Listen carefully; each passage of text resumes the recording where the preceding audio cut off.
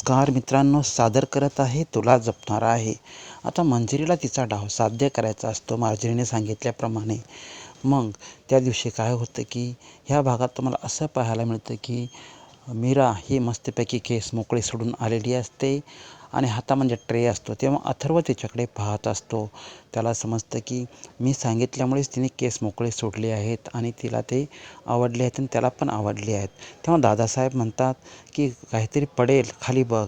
तेव्हा तो मोबाईल ठेवतो आणि मग सांगतो की आज तुम्ही अथर्व म्हणतो की तू फारच छान दिसत आहे असे. आणि त्या ठिकाणी ती दुसरी त्याची आत्या पण असते, तीसुद्धा बोलते. आता बघा, परंतु या ठिकाणी मुख्य हेतू असतो तो मंजिरीचा, तिचे केस काढण्याचा.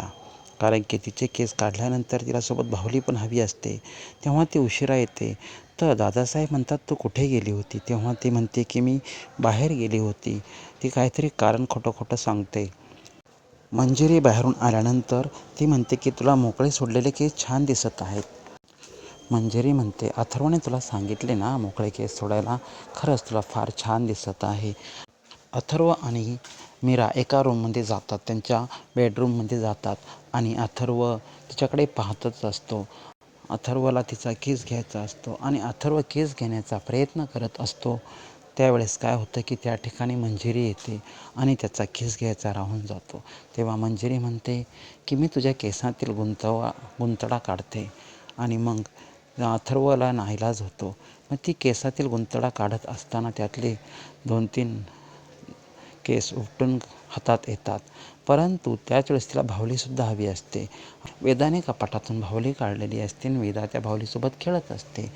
तेव्हा अथर्वची बहीण बोलते, कशाला उगाच तू बाहुली काढली, काहीतरी अपशकुन होईल, असं तसं ती बरंच काही बोलत असते.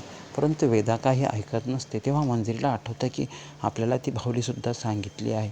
त्यानंतर ती बाहुली आणि केस घेऊन मंजिरी मार्जरीकडे जाते आणि ती स्वतःच्या रक्तामध्ये तो केस पूर्ण मिसळून टाकते आणि त्या बाहुलीला तो केस लावते.